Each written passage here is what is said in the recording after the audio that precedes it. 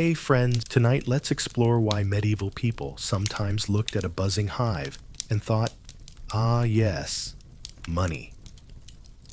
You might imagine that currency in the Middle Ages was all clinking coins, royal seals, and some unfortunate peasant trying to count groats with fingers stained from beet soup.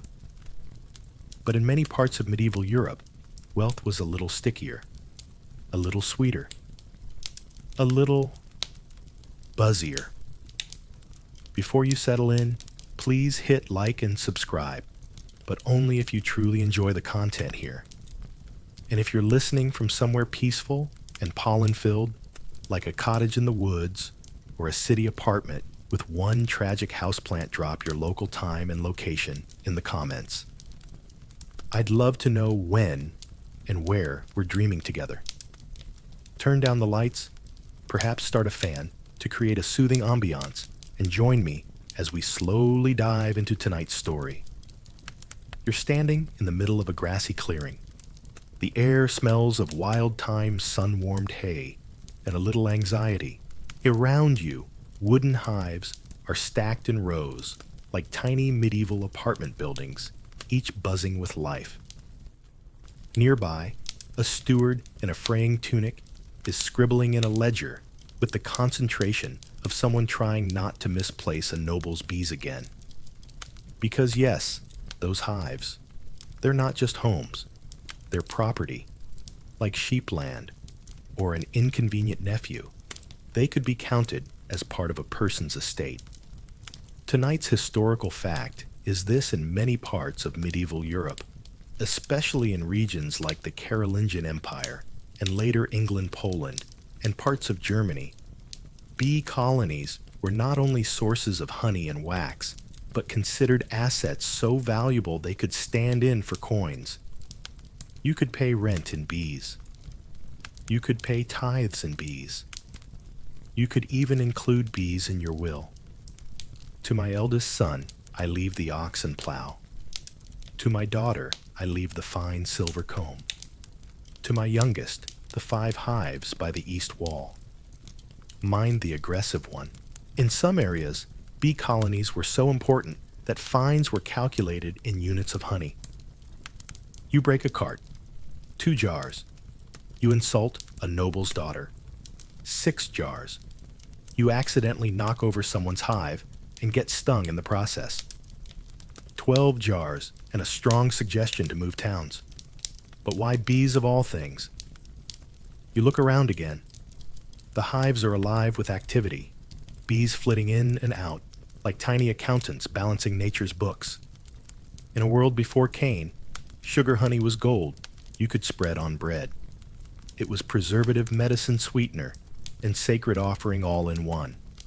And wax try, holding a medieval mass without candles, or preserving manuscripts, or making charms. You'd be surprised how often use beeswax turns up in magical and medical recipes. Spoiler a lot. So, if gold coins were hard to come by, and they were, why not trade in something just as golden? Especially when it feeds you, lights your church, heals your wounds, and smells nice while doing it. That's the logic a medieval mind might follow. And in a sense, it worked. Landowners kept careful records of their apiaries. Monasteries tended massive bee gardens. Even small farmers would protect hives like livestock, passing them down through generations, occasionally arguing with neighbors over whether a bee swarm technically crossed into someone else's field with intent. The medieval economy wasn't centralized the way modern ones are. Barter local customs and nature-based assets played a huge role. A chicken for a bucket of ale, a sack of grain for a shoe repair, and sometimes a hive of bees for a season's worth of grazing rights. Strangely enough, medieval law codes didn't ignore bees. Some Germanic tribal laws, including the Lex Aliminorum, outlined punishments for stealing bees or honey. These weren't slap-on-the-wrist offenses. Depending on how many bees you borrowed and whether they were wild or domesticated, The fine could be substantial. As in, you now owe more than your shoes are worth, and possibly your neighbor's goat. One particularly fun case involves a dispute recorded in a 13th century English manor roll, where two families argued over the ownership of a single hive after a swarm moved from one orchard to another. There were witnesses, diagrams. One man claimed divine providence. The other claimed the bees liked his apples better. The judge ruled in favor of the original beekeeper on account of a bee tether, likely a leather strap, tied near the hive, proving prior care. Yes, medieval small claims court with bees. Now this brings us to a strange little historical footnote. In some regions, monks were known to bless the bees, not just because honey was heavenly, but because bees themselves were thought to possess virtues. They worked communally. They created something beautiful. They sang. They stung enemies. They were, in short, the ideal neighbor, unless they lived in your attic. And here's your quirky detail. For the night, it wasn't uncommon for people to tell their bees about major events, a death in the family. You whisper it to the hive. A wedding. You hang a bit of lace near the entrance. The idea was that bees were spiritual participants in household life. To forget them was to invite misfortune, or worse, a mass exodus. And nobody wants to lose their money and their honey in one day. Of course, there's scholarly debate about just how formalized this bee currency really was. Some argue it was symbolic, more akin to a unit of account than a transactional medium. Others point to surviving manorial records and say nope, it's literally a bee. As in, they carried it in a basket and handed it over. Both sides agree on one thing. In the medieval world, wealth wasn't always shiny. Sometimes it buzzed. So the next time you see a bee, remember it might have once paid someone's rent, or repaired a fence, or bought a blessing from a monk with suspiciously soft hands. And now, you may feel your thoughts softening, like warm wax in a gentle sun. The buzzing of the medieval world fades into the background, rhythmic and low, like a lullaby woven from wings. Just don't forget to tell your bees goodnight. 3 light jokes before we drift off. You know it's serious business when your bank account hums. A beekeeper's favorite currency, liquid assets. And remember, if someone gives you a hive as a gift, you've officially earned interest.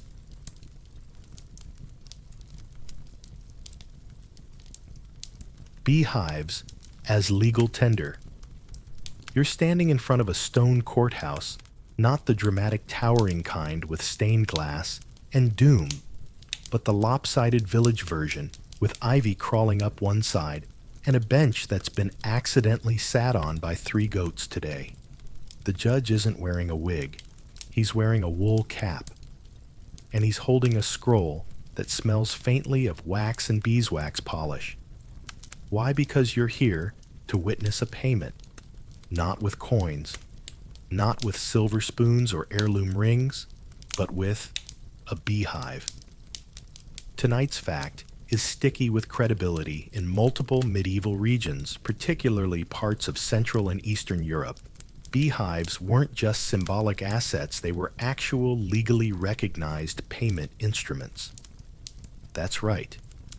You could stand before a court, declare I offer 3 hives in restitution, and people would nod as if you'd handed over a gold chalice. And you might be wondering, how exactly does one hand over a hive? Does someone wheel it in on a cart, like a very angry briefcase? Not quite, but not far off. In 13th and 14th century Poland, for instance, there are documented cases in legal records where disputes over land feudal duties or broken agreements were settled with 3 hives of healthy bees, or 2 swarms with queens to be delivered before the feast of St. John. This wasn't an informal barter.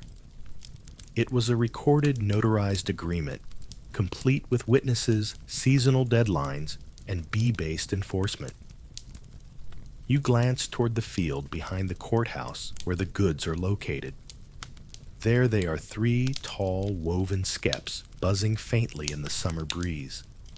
A clerk counts them aloud carefully, noting the sound movement and condition of the hives, much like a banker, verifying the weight and purity of coins. One hive is particularly active.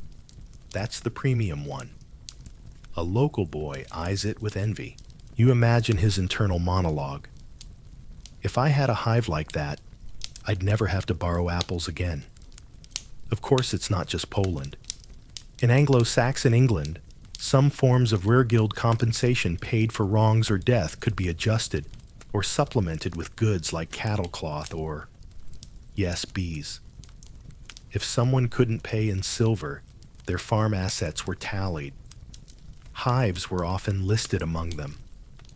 In certain Bavarian court rolls from the early 14th century, fines for damaging someone's fence field or person could be paid in barrels of honey or an equal number of bees sufficient to yield such. That's a legally defined buzz per liter ratio. Somewhere, a scribe had to calculate how many bees per dram of apology. Now for the fun twist, in many places, the location of the hive mattered. A hive within a sacred grove or along the king's forest edge could be taxed differently, or in some cases considered illegal to move. That meant, if you were offering a hive as payment, you couldn't just drag one from a forbidden oak and call it square. You had to prove its legitimacy. Cue a man in a tunic waving a branch dramatically while saying, "This hive was birthed upon my grandfather's land by bees of proven loyalty."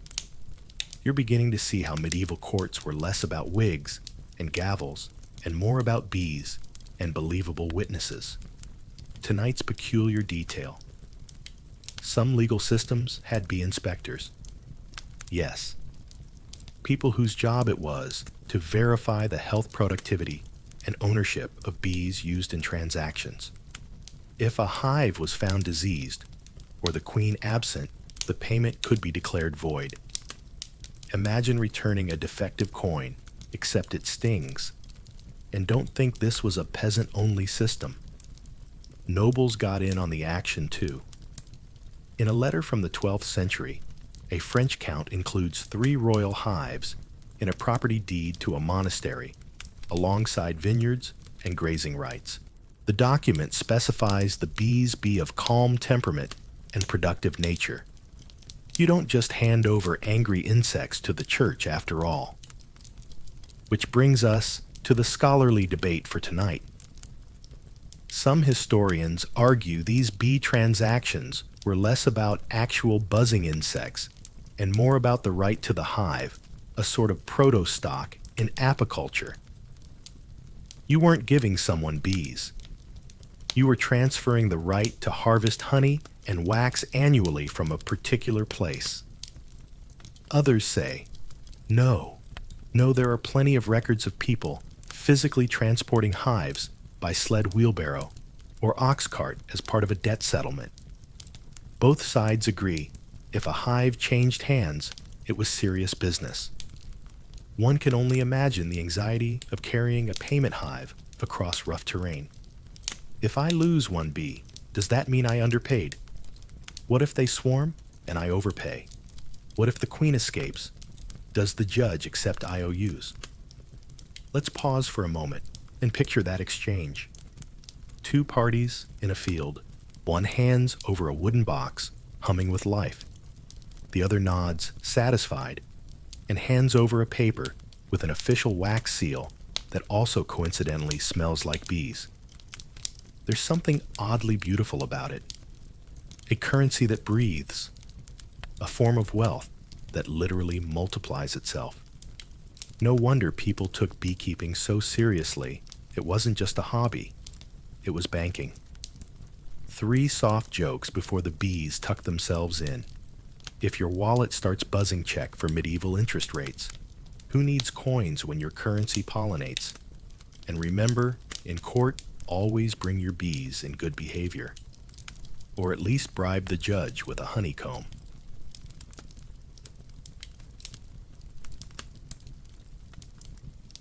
The monastic honey economy. You're standing in the shadow of a monastery wall. The stones are warm from the sun, and the air hums softly, not with chanting, but with bees. Lots of bees. Above you, wooden hives cling to ledges and niches like strange architectural features, as if someone decided the best way to honor God was by making sure his creatures had prime balcony real estate. A monk in a brown habit walks past, nods at you, and continues muttering something under his breath. You assume it's Latin, until he passes a hive, and you hear him say, quite clearly, "Peace be upon you, sisters." You're in the heart of one of the strangest and most economically efficient institutions of the medieval world, the monastic honey economy. Tonight's historical fact drips like comb into a warm bowl. In many parts of Europe, monasteries weren't just places of prayer. They were industrial-scale bee operations. Their apiaries weren't hobbies, they were economic engines. Think of them as the medieval version of startup campuses, except with more prayer bells and fewer coffee breaks. You follow the monk around the garden. He gestures to a long row of hives, each carefully marked with a symbol, some crossed keys, others a sunburst, one that might just be a smiley face in woodcut form. These symbols indicate not only which brother tends which hive, but which hives are reserved for export donation or the abbot's personal breakfast. Yes, the abbot gets the best honey, medieval perks. Monasteries had land labor monks, and a very clear reason to keep bees: they needed wax. Lots of it. If you've ever seen a cathedral, you'll know they weren't skimping on candles. And since beeswax was far superior to tallow cleaner, burning better smelling, and far less likely to summon unholy flies, it was the preferred option for any self-respecting house of God. But here's where things get truly sweet. Monks didn't just use the honey and wax themselves. They sold it, or traded it, or on particularly prosperous days, gifted it to nobles, bishops, and other monasteries as tokens of favor or alliance. A barrel of wax could fund a new scriptorium. A few gallons of honey could purchase salt parchment or even rare spices. Bees, in short, were quiet workers for God and loud contributors to the balance sheet. Monastic accounts often list exact hive yields by weight. One 14th century abbey in Burgundy recorded 812 pounds of honey, harvested in a single year. That's not backyard beekeeping, that's logistics. Some monasteries even had separate apiary masters, monks whose sole job was to care for study and report on the bees. Think of them as cloistered bee CEOs. You peek into the herb garden, and there they are, rows of lavender, rosemary, sage, and something labeled simply for bees. Turns out, monks knew exactly what to plant to keep their winged workforce happy. Happy bees meant more wax. More wax meant more candles. More candles meant longer night prayers and more frequent naps. There's even a theological layer to this. Bees were seen as models of divine order. They lived in communities. They obeyed a queen. They worked constantly. They produced sweetness from thorny places. And crucially, they stung only when provoked, an excellent metaphor for patience and justice, if you're into that sort of thing. Tonight's quirky side note: some monastic orders kept bee ledgers. Yes, ledgers. With entries like Sister Maria's hive yield fair, or hives near the cloister wall disturbed by storms, may God calm the winds. One particularly dramatic monk in a Catalonian monastery once wrote an apology to his bees for moving their hive during Lent. He didn't want to upset their spiritual rhythm or their productivity. The trade networks that extended from monasteries were impressive. Honey was transported in ceramic jugs, wax in wrapped bundles, both sealed and labeled with monastic insignia to prove purity. Counterfeit wax was a concern, so monks developed distinctive markings and even scent-based verification methods. Yes, sniffing beeswax was once part of quality control. And the customers? Everyone. Other monks, local nobles, traveling merchants, even neighboring towns. Some abbeys became regional supply centers, trusted for their reliable output and blessed packaging. In fact, a jar of honey from Cluny or Citeaux was more than food. It was a holy item, believed to carry the virtue of the prayers chanted near it. And now comes the academic squabble of the night. Some scholars argue that monastic bee production rivaled state-level minting of coins in its economic importance, at least in rural economies. Others caution that while profitable bees were more supplementary than foundational, still when you follow the wax trails through monastic records, it's hard to ignore just how often they show up between the lines of scripture. As you sit by the cloister wall, a warm breeze flows by, smelling faintly of thyme and sunlit wood. A few bees hover near a patch of clover. The monk returns this time with a shallow dish of honey and a small hunk of bread. He offers it without a word. You dip bite and taste centuries of labor in one soft crunch. 3 gentle jokes to end the chapter. Monks were the original multitaskers, praying, brewing, and beekeeping all before breakfast. The only thing holier than the church, their honey inventory. And remember, if a monk offers you wax, take it. It's probably got better margins than Bitcoin.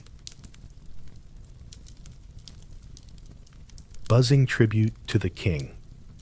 You're in the outer courtyard of a medieval castle where the banners flap with the enthusiasm of someone who's just realized they forgot to pay the embroidery guild.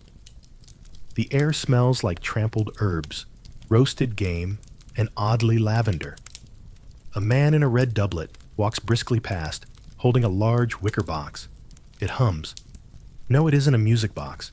It's not a poorly trained cat. It's a gift. A buzzing, living, slightly sting-prone gift for the king. Tonight's historical fact. In medieval Europe, it wasn't uncommon for vassals' monasteries and even entire villages to present beehives or honey as tribute to royalty or local lords. Yes, tribute. As in here, O noble ruler, please accept these angry insects as a symbol of my loyalty. And the nobles took it, gratefully.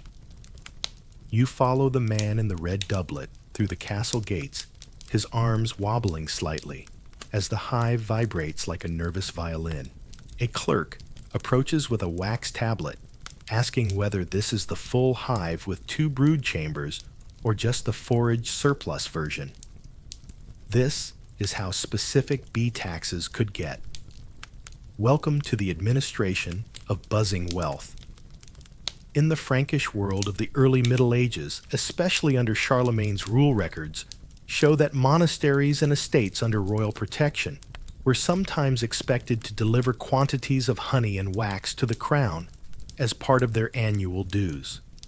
In one case, an abbey was required to supply 4 hives or 30 pounds of honey each spring.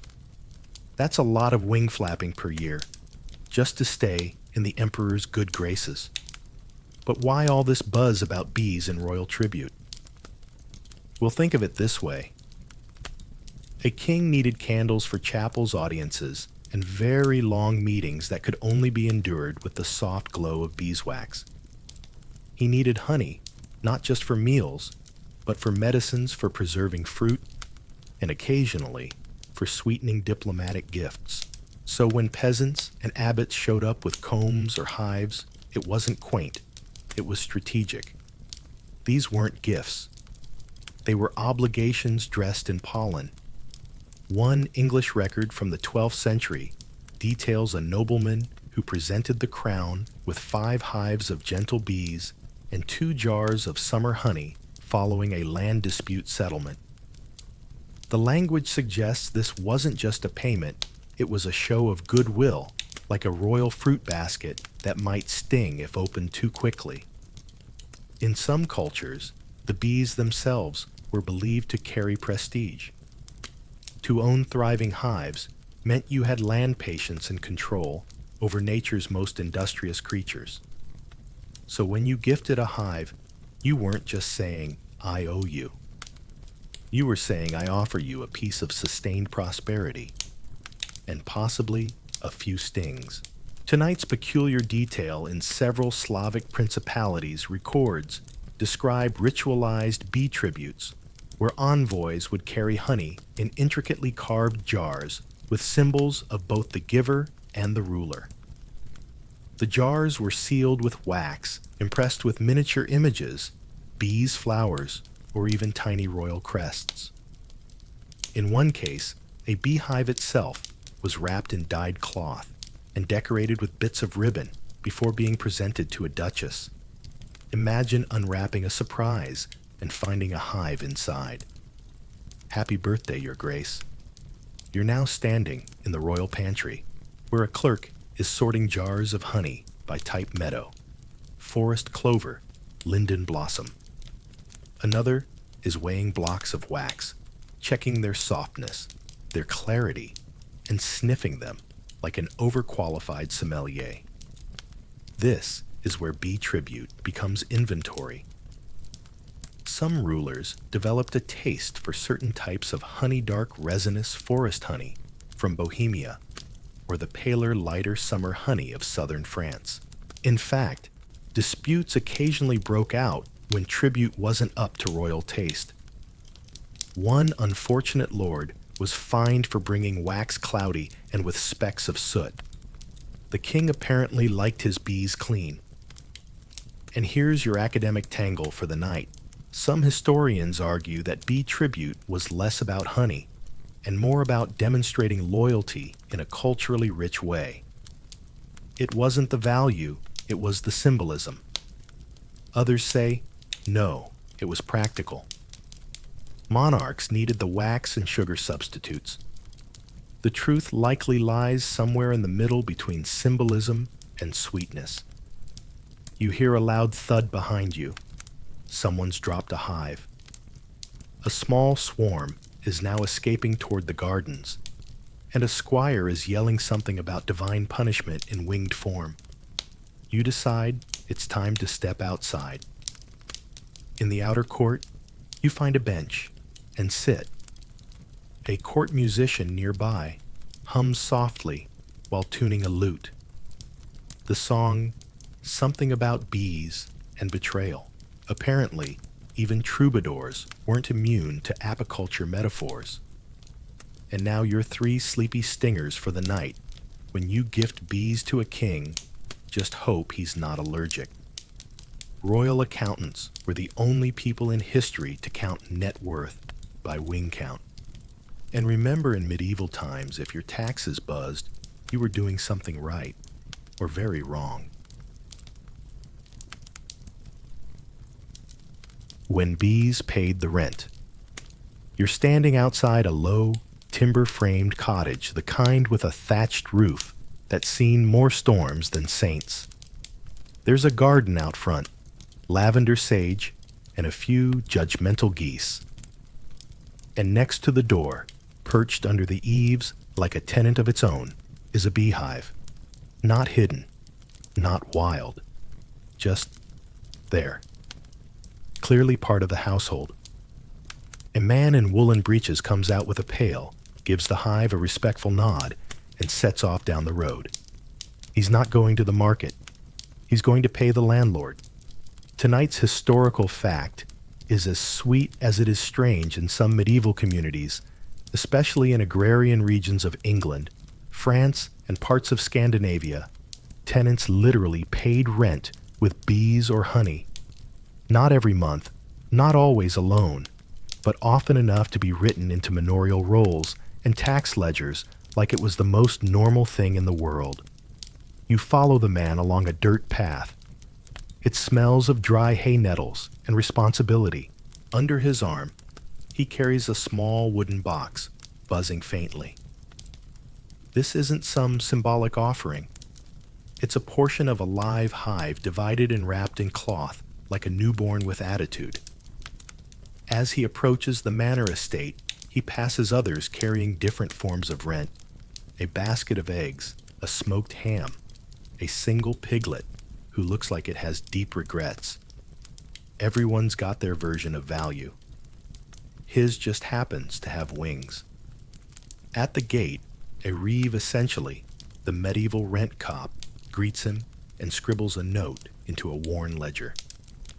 1/3 of a skep, he says, eyeing the bee box. For the northern field. That covers your grazing rights till Michaelmas. And just like that, the rent is paid. In a society where currency was inconsistent and most transactions happened locally, in-kind payments were everything. If your lord didn't need coin, he might need cheese, or wool, or in this case, pollinators.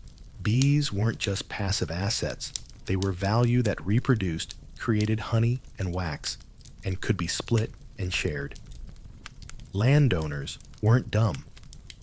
They knew a good hive was worth a lot. One productive colony could yield gallons of honey, pounds of wax, and new swarms for years to come. So some lords preferred bee payments because they offered compound interest in a very literal, very buzzing form. And for peasants who kept hives either in wattle skeps or hollowed logs, the system worked. A strong hive might offset other taxes. One 14th century English manor roll shows a tenant who paid 2 skeps of bees annually instead of sowing oats on the lord's plot. It was likely a better deal for everyone except the bees. Tonight's strange, but true detail. In some areas, a bee rent wasn't just accepted, it was contractually obligated. Leases might include clauses like, tenant shall provide 1 swarm per annum, or else 6 pints of honey unto the manor steward. Miss your swarm, and you'd better hope you've got extra wax. You sit for a moment under a tree near the manor. The reeve has moved on to negotiating over goat milk with someone wearing a cloak made of what might be potatoes. It's all a bit surreal, but also practical. There's something soothing about this kind of economy. Everyone brings what they have. Everyone contributes in their own weird, sticky, feathery, or oinking way.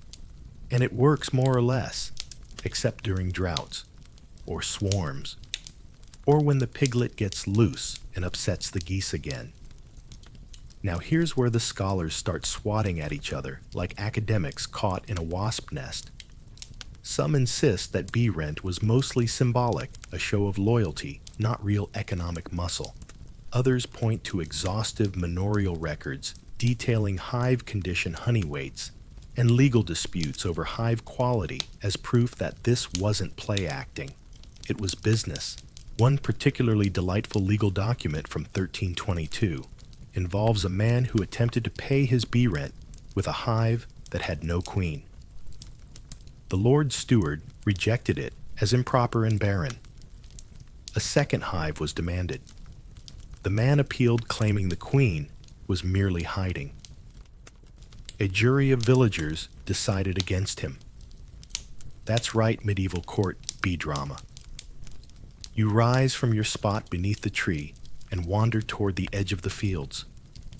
The landscape is quilted with small plots, some with sheep, some with vegetables, and some with little dots that can only be hives. The sunset hits them just right, turning them into tiny gold boxes scattered across green velvet. And as the evening cools and the bees return to their waxy homes, you can't help but admire a system where wealth is alive, buzzing, breathing, tucked under the eaves like a good luck charm, and a tax deduction rolled into one. 3 final jokes for your rent day dreams. Imagine paying your landlord in bees today. Sorry, I'm short on cash. But here's something that makes toast sweeter and defends itself. Bee Rent, the original Airbnb. And remember, if your neighbor's hive is more productive, don't get jealous. Just borrow a cup of honey and claim community interest.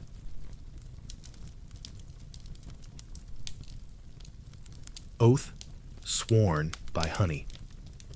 You're kneeling on a rush-strewn floor inside a smoky hall that smells like old wood-damp cloaks and something sweet, but unsettlingly sticky. Around you, torches flicker against the stone walls, casting shadows that make everyone's noses look slightly too long.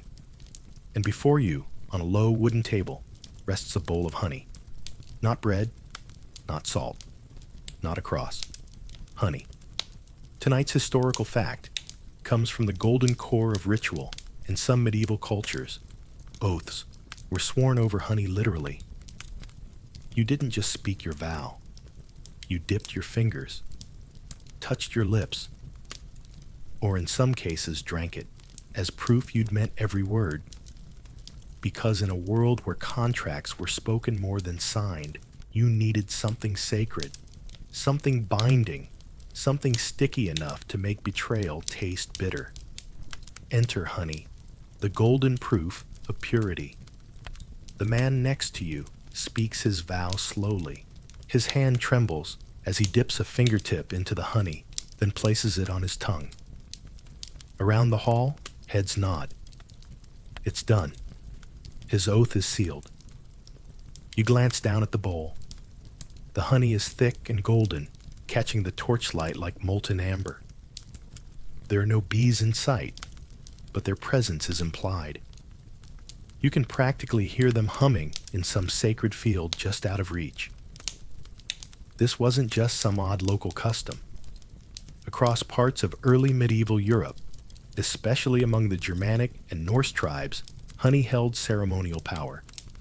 Swearing an oath by the honey meant invoking a natural sweetness that turned sour only through betrayal. It was a kind of edible contract written not with ink, but with trust and sugar. The Byzantine historian Procopius mentions certain Slavic tribes using honey in diplomatic rituals, sometimes alongside mead, sometimes alone. In Scandinavia, some legal assemblies reportedly opened with a symbolic tasting of honeyed drink to sweeten the discourse. And among early Christian converts, honey often replaced wine in makeshift communion, especially in places where vineyards were rare, but bees were plentiful. And here's a strange little detail for tonight. In at least one surviving Anglo-Saxon penitential guide, it's recommended that someone who breaks a holy oath, swore over honey, must fast for 7 days and offer a jar of honey to the church. Yes, your punishment was to go hungry while thinking about what you could have enjoyed if you just told the truth. Medieval justice had a poetic streak, but not every oath was religious. Some were about business. A beekeeper promising to share next year's honey yield. A tenant swearing that he hadn't secretly split a hive with his brother to avoid rent. A merchant pledging not to dilute wax with animal fat. These promises were often made in front of witnesses over shared honey, like a cross between a legal proceeding and a very tense tea party. You shift slightly your knees, starting to complain. Across the hall, someone sneezes, and a monk mutters something about too much honey in the air. You nod. The scent is overwhelming, but also strangely comforting. You begin to understand why honey was chosen for this role. It doesn't rot. It doesn't fade. Archaeologists have found 3,000-year-old Egyptian honey still edible. To swear on honey was to swear on something eternal. Sweet when you keep your word. sharp and shameful if you don't. Tonight's scholarly squabble was honey used for its physical properties, golden rare, incorruptible, or for its deep symbolic value across cultures. Some historians say honey had practical appeal as a medium for sealing oral contracts because it was hard to forge. Others argue it was chosen precisely because of its mythic associations, bees as divine messengers, honey as nature's reward for discipline. Maybe it was both. Maybe that's why the bowl glows the way it does, more than food, less than relic. You step outside now, the air cooler and cleaner. The stars overhead shimmer faintly, and the moon is low, like a sleepy eye, watching all your promises from a very polite distance. As you walk, you notice a small plaque above the door. Let truth be sweet upon your tongue, or bitter on your conscience. You don't know who carved it, but you suspect they'd tasted betrayal before. And now 3 sticky jokes before the dreams roll in. Medieval lawyers didn't pass the bar, they passed the honey jar. Forget pinky promises. Try a honey promise. It's legally delicious. And remember, if your contract tastes too sweet, you're either very lucky or about to get swindled.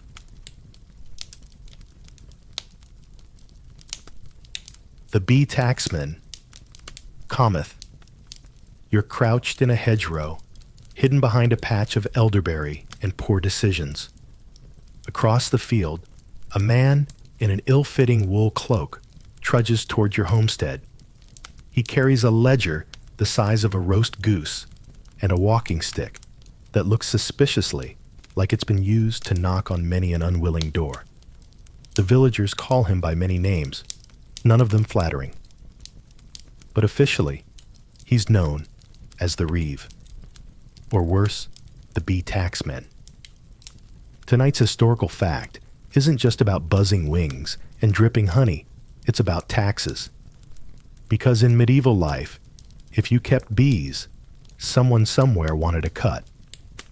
You stay very still as the Reeve stops at the fence and eyes the woven skep beside your cottage. It's humming proudly, too proudly. He frowns, jots something in his ledger, and mutters, "That one looks extra productive this season. Lord Godfrey will be most pleased." You sigh. There goes the idea of keeping that second harvest to yourself. In parts of medieval England, France, and the Holy Roman Empire, beekeepers were taxed like livestock owners. And depending on your social status, free peasant villain serf, the obligations varied, but rarely leaned in your favor. Honey and wax were valuable, portable, and very easy to quantify. If you had 10 hives last year and 12 this year, guess what?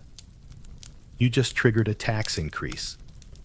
Many manorial records include a charming little line that goes something like, "The tenant shall render 1 gallon of honey or 2 skeps of bees annually, or face penalty in kind." That's medieval speak for pay up, or the bees go on a royal vacation without you. But the process wasn't always so straightforward. Enter tonight's oddity: some estates employed bee counters. No, really. Their job was to walk around during spring or autumn, inspect your hives, and estimate output. They checked for healthy brood, the clarity of wax, and the density of bees flying in and out. They also noted suspicious silences. A hive with no buzz might mean you were hiding a second one elsewhere. Yes, medieval hive fraud was a thing. You step out from your hiding spot and greet the Reeve with what you hope is a disarming smile. He greets you back with the weary expression of a man who's counted too many bees and not enough blessings. He opens his ledger. 3 hives, he says. 2, you answer. That one by the henhouse wasn't there last quarter. You try not to sweat. As he pokes around, muttering and counting, you think about the many ways bee taxes were collected. Sometimes it was raw honey, usually measured in jars, or in pints, a surprisingly common unit. Other times it was wax, particularly if the estate had church connections. Monasteries were known to demand wax for candles. One record even notes a peasant owing a full candle's weight per hive, which sounds poetic until you realize that's roughly 300 grams. Multiply that by 10 hives, and you've got a very heavy prayer session. In more centralized kingdoms, like parts of Poland and Bohemia, beekeeping was licensed, and fees were paid directly to a steward. If your bees swarmed and nested on royal land, tough luck. The swarm and the resulting honey belonged to the crown. There are actual cases where a swarm dispute ended in court. One even involved a minor noble climbing a tree to argue ownership by proximity. He lost. The bees voted with their wings. Here's where the academic swarm begins.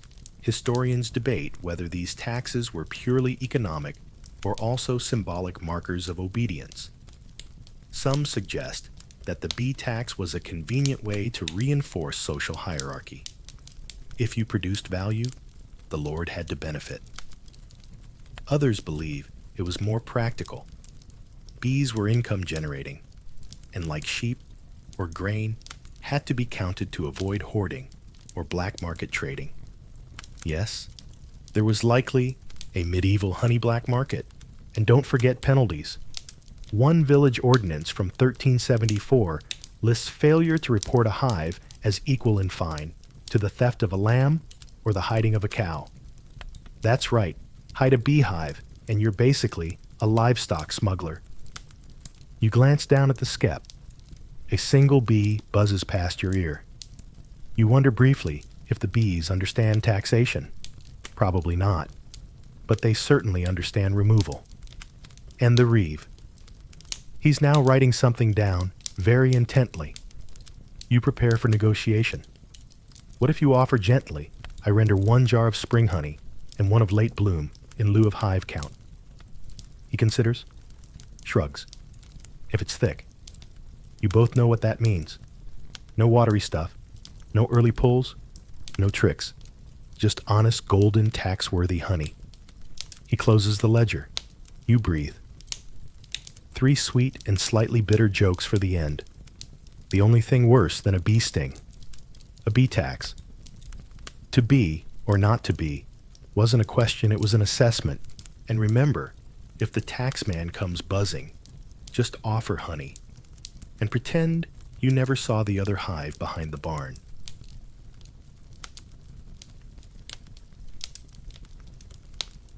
Buzz for barter markets. You're wandering through a village market that smells like a recipe. Your great-great-grandmother once dreamt about rosemary, smoke-pickled onions, wool mud, and somewhere in the mix, honey. Not just the kind on sale in little clay pots, but the kind woven into the air, clinging to fingertips, glistening on spoons, and stuck to the sleeve of a baker who's definitely not getting that stain out anytime soon. This isn't just a medieval market. It's a barter economy alive and buzzing literally with trade. And tonight's historical fact brings sweetness to the stalls. Honey was one of the most flexible and trusted barter items in the medieval marketplace, often exchanged for goods and services across class lines. You duck under a striped cloth awning and find a stall offering bread cheese and thin bottles of something suspiciously yellow. The baker offers you 2 loaves for a cup of spring honey, or 1 loaf and a boiled egg if your honey's from late bloom and a bit cloudy. Prices like the honey are negotiable. In a world where minted coins were rare heavy or limited to the better-dressed individuals at court, people relied on what they had: labor, livestock, and goods like honey. Unlike some other trade items, honey didn't spoil quickly. It didn't require salting, smoking, or complicated math. You could scoop it, smell it, taste it, and know what it was worth. Barter bliss. You stroll past another stall. A tanner waves you over with the enthusiasm of someone who hasn't spoken to a beeless person all morning. Wax, he asks. You raise an eyebrow. Beeswax, he clarifies. Good for softening leather. I'll trade it for gloves. 1 glove per lump. It's a strange offer. But you're not surprised. In these rural marketplaces, especially in the 10th to 14th centuries, beeswax was practically a second currency. Tanners, cobblers, scribes, candle makers, even fishermen wanted it. It waterproofed, preserved, polished, and when added to a small lamp, could light up your scriptorium desk for hours. In some towns, whole clusters of vendors specialized in bee products, comb sellers, wax rollers, honey merchants, and that one guy who swore by bees as therapy. You try not to make eye contact with that guy. Tonight's quirky moment in some regions, particularly in Hungary, and the Baltic honey wasn't just bartered for goods, it was traded for time. Need your roof fixed before winter? Offer your neighbor a jar of honey and a wax candle. He'll bump you up the list. Need a midwife to prioritize your wife during a busy birthing season? A sweetener literal could secure her favor. Of course, this opens the door to creative exchange. Historical records include trade agreements like 1 jar of honey, 5 or 6 salted herrings, 2 candles, 1 hour of lesson from the village priest, preferably not about sin, half a skep of bees, 3 sacks of rye flour, if the bees come with a guaranteed queen. Yes. Medieval Groupon was just bees and hope. And here's where the historians start buzzing with debate. Some argue that honey was so widely used in barter because it was neutral. It didn't carry class connotations, didn't decay relationships like land disputes, and didn't provoke envy like gold or silver. Others say it was simply practical. Liquid gold, easy to measure, difficult to fake, unless you were sneaky with mashed apples. Both sides agree, though, when coinage was unreliable or local economies operated in kind, honey filled the gap. It was both everyday and elegant, found in the peasant hut and on the noble's table. You pause beside a shrine near the market square, where a small clay jar sits beside a flickering votive candle. Someone's left it as an offering. Not money, not grain, honey. You smile. Even the saints appreciate a good barter. And in a world without receipts, credit scores, or online reviews, honey's reputation carried its own weight. One poor review, his honey is watery, and his bees are thieves, could follow you for seasons. So honey sellers protected their brand with flavor consistency and sometimes elaborate wooden lids, carved with family emblems or little smiling bees. Medieval marketing. You wander back to the stall with the suspiciously sticky baker. He offers you a loaf and a wink. You offer a spoonful from your pouch. The deal is done. No parchment, no oath.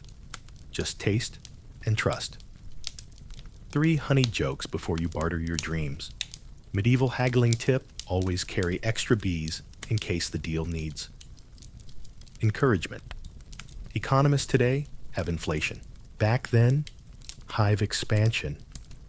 And remember, if someone says your honey isn't worth a herring, just smile, because you probably have both.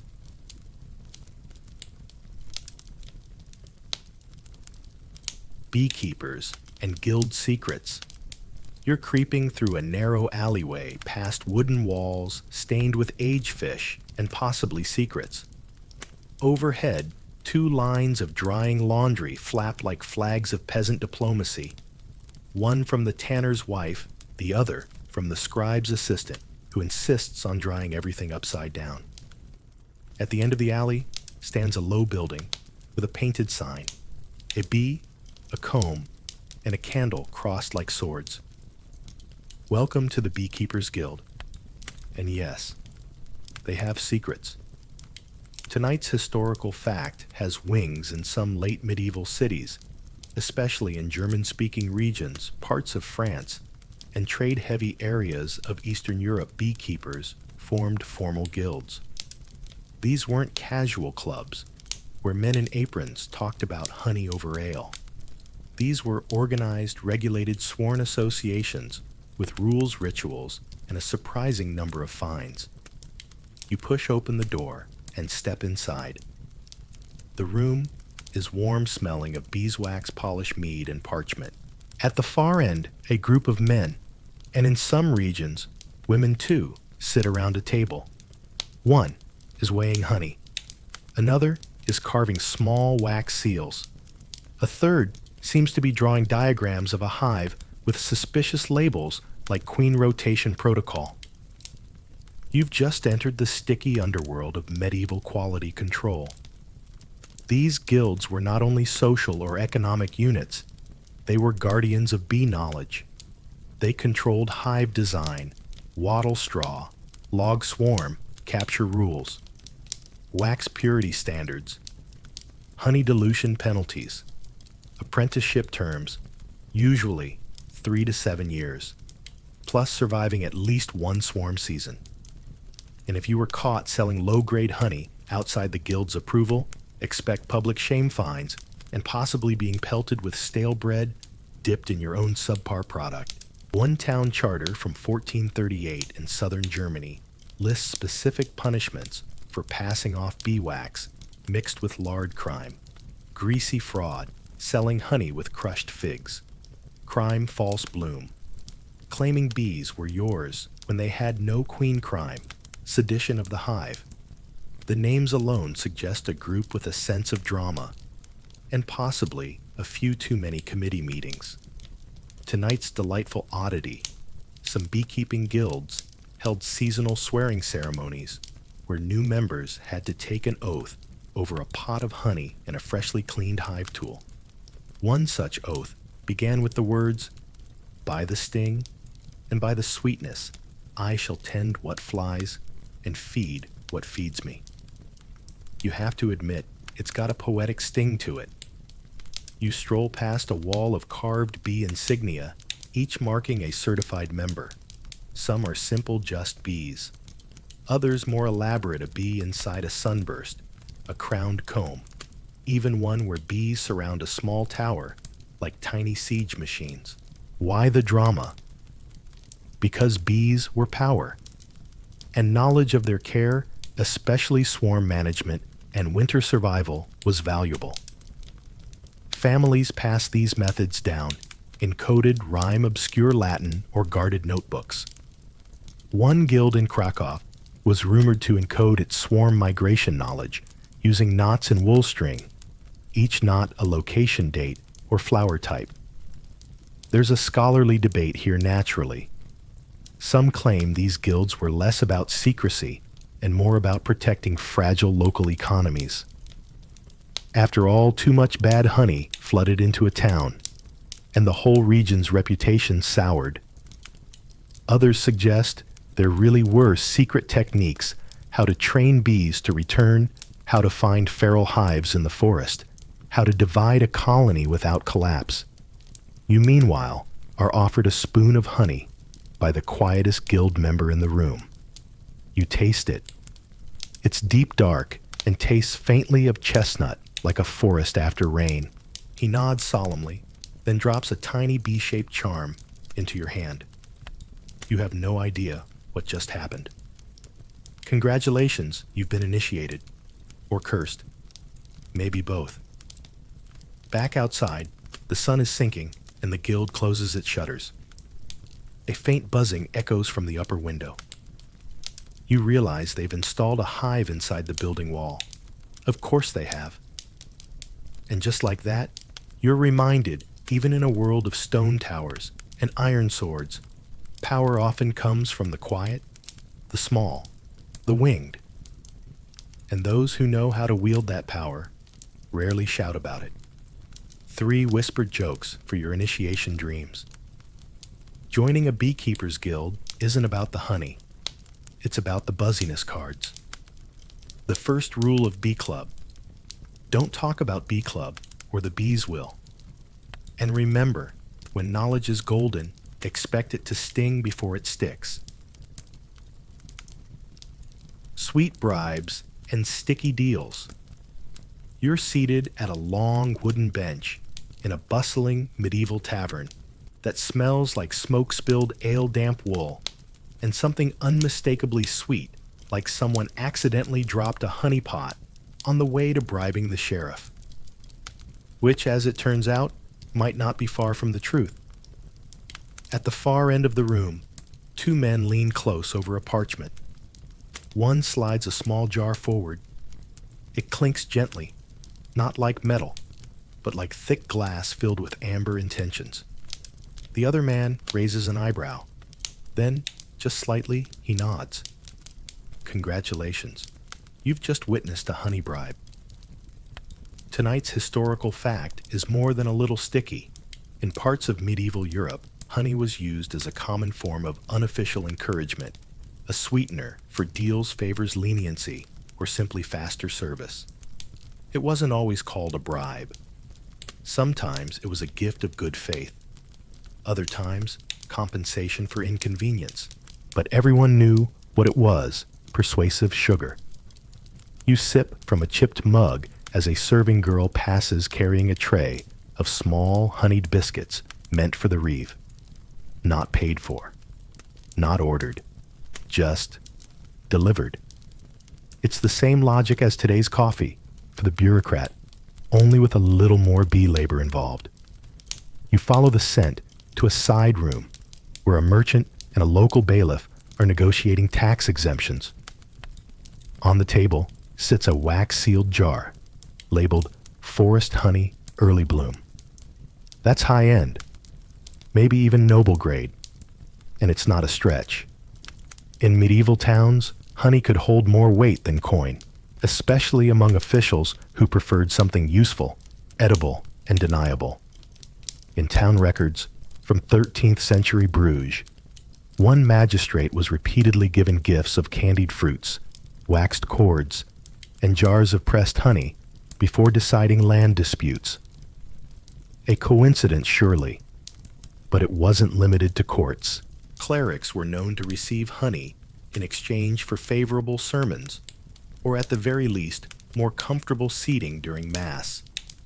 Guild leaders might approve shop placements a little faster when their homes received unsolicited honey deliveries. And one mayor of a Hungarian border town was famous for accepting honeycombs in exchange for expedited grain permits. Bureaucracy is eternal. So are snacks. Tonight's peculiar moment. There's an actual letter from a 14th century scribe in Dijon who writes to his cousin, "If you wish the matter to be settled, kindly bring the sweet jar you spoke of." He prefers the soft comb type, not the pressed loaf. This wasn't secret code. Everyone understood. The judge likes his honey chewy. Of course, honey wasn't the only bribe, but it was one of the most useful. It preserved food. It treated wounds. It sweetened drinks. It made life just a little less gray. So when the chancellor's assistant received a little pot of summer honey, wrapped in linen and ribbon, it wasn't suspicious. It was appreciated. Discreetly. Politely. With plausible deniability. And yes, this leads to a scholarly squabble. Some argue honey bribes were simply part of the gift economy favors exchanged through tokens, not cash.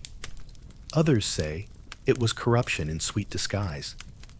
Either way, there's no denying how often honey shows up in accounts letters and inventory logs as an unspecified offering, but not everyone approved.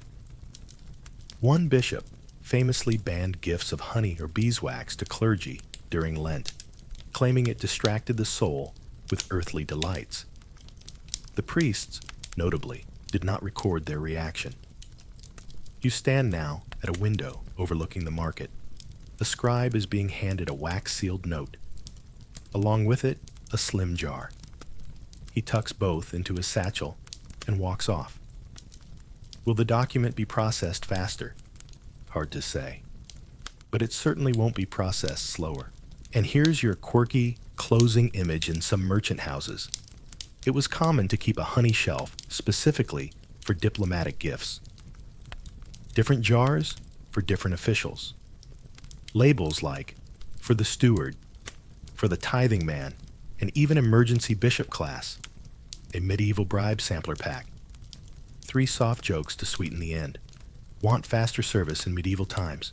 Just add honey and maybe a wink. Bribery with bees. The sting comes later, but the results are quick. And remember, when life gives you taxes, pay with honey and hope they don't ask for change.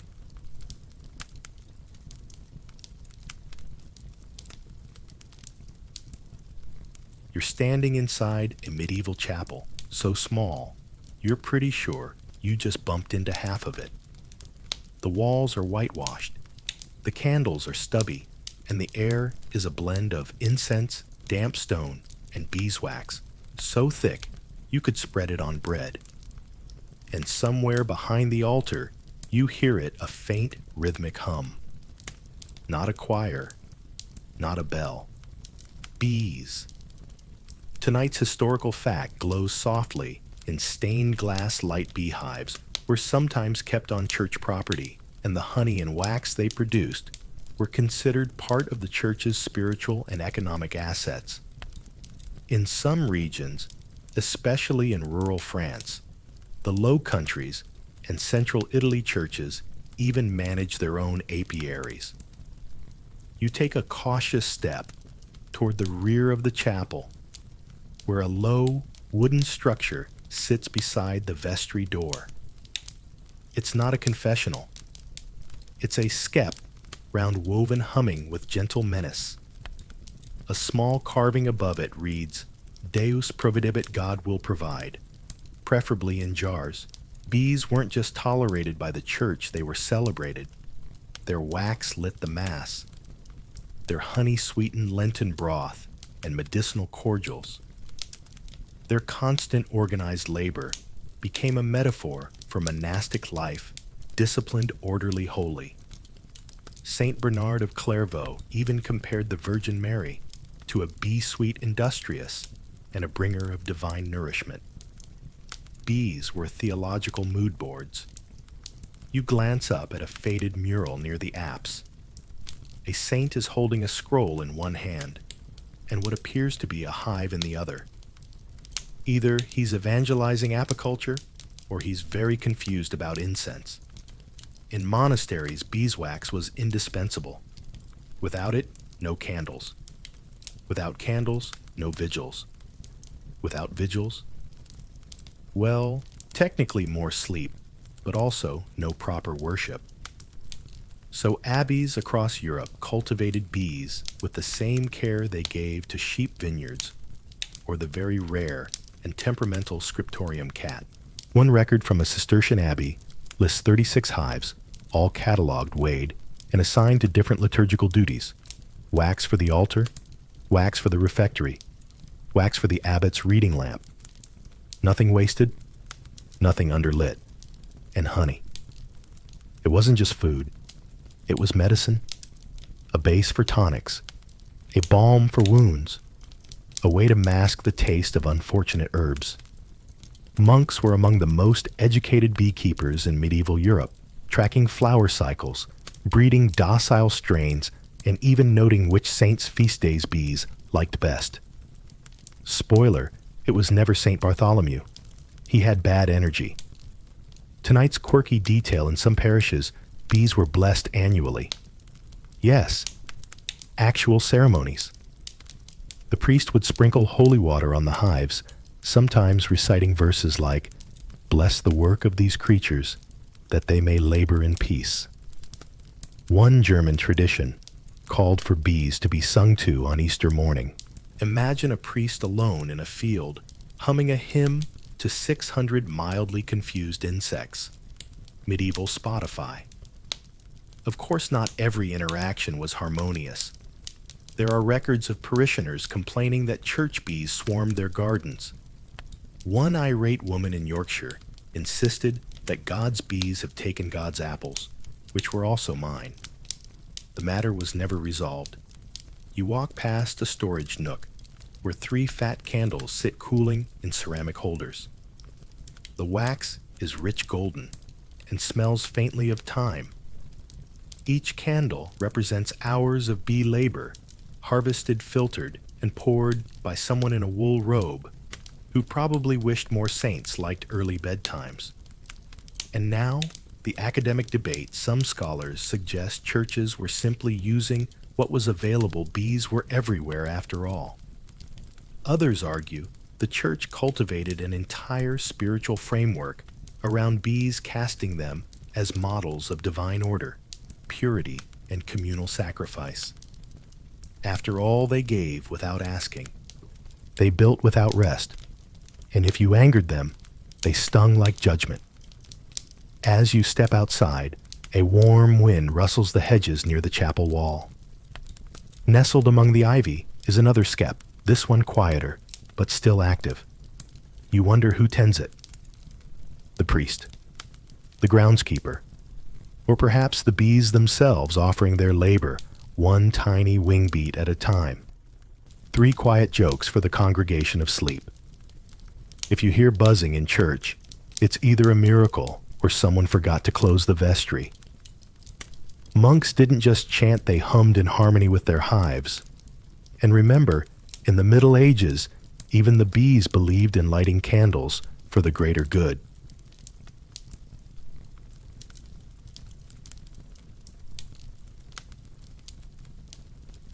Bee swarms as bankruptcy. You're standing at the edge of a sun-drenched meadow, watching a cloud rise from the grass. Not mist, not smoke, but something alive. The buzzing grows louder, then louder still, until you realize you're not witnessing a miracle or a curse. You're witnessing a swarm. Tonight's historical fact hums with uncomfortable truth in many medieval communities, especially among smallholders and peasants. Losing a bee swarm was considered a serious financial loss, sometimes even the equivalent of bankruptcy. Because a swarm wasn't just an inconvenience, it was your capital. And when it flew away, so did your investment. You take a step back as the swarm coils midair like a glittering ribbon of panic. It hovers, deciding its next move onto a branch, a chimney, or if you're really lucky, your neighbor's field. The beekeeper beside you mutters a prayer, clutches a bell, and begins ringing it furiously. No, it's not a celebration. It's a desperate attempt to call the bees home. In some parts of medieval Europe, it was believed that bees could be persuaded or guilt-tripped into returning. If you rang a special bell, sang their favorite hymn, or recited the family's last name loudly. Come back, bees. We made soup with thyme just for you. You'd try anything. Because when bees swarmed and didn't come back, the loss was more than emotional. It was material collapse. You sit now, under a tree, with a man who's just watched half his hive population vanish. His hands are still sticky from trying to bait them with honey. He's quiet. Not sad, exactly, more like the stunned silence of someone who's just seen their savings walk off in tiny capes. You learn that in some regions, especially 12th to 14th century France and Bohemia, bee swarms were insured not officially, but socially. A neighbor might offer a replacement skep, a cousin might donate a small swarm, or the local priest might offer a candle or two in exchange for a promise to help harvest next season. But not everyone recovered. One Bavarian court record from 1311 lists a beekeeper who declared total loss of livelihood after 3 consecutive swarms. His request to be exempt from hay tax for a year while he rebuilt. The ruling denied. The bees, The court argued left by their own will. Yes, that's how serious swarm loss could be. It entered legal vocabulary. Tonight's delightfully tragic detail: some families would hold small mourning rituals when a swarm was lost. A cloth draped over the empty skep, a whispered prayer. In one English village, there's a note of a woman who sang psalms to her bees every Thursday to keep them loyal. They still swarmed on a Wednesday. Classic betrayal. And here's where the academic sting comes in. Some historians believe swarming anxiety reflected broader fears about instability, economic, environmental, spiritual. Bees weren't just animals. They were metaphors for order. Their sudden flight felt like a collapse in miniature. Others argue it was just pragmatism. A good hive meant food, wax, and trade. No bees, no candles, no honey, no hope. You peer into an abandoned skep. It's quiet now, still warm from morning sun, but empty. You half expect to find a note inside that reads, "We've moved. Don't follow." Still hope isn't lost. The beekeeper next to you wipes his hands, stands, and begins preparing a bait hive. Wax rubbed with lemon balm, placed under a tree. Bees are fickle, yes, but also predictable. And in the medieval world, losing a swarm wasn't the end. It just meant you had to get clever, or charming, or both. 3 bittersweet bee jokes to soften the swarm. Medieval bankruptcy court. No coins, just bees in tiny debtor's robes.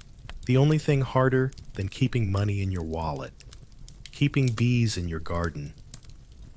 And remember, if your assets grow wings and leave, maybe it's time to invest in potatoes.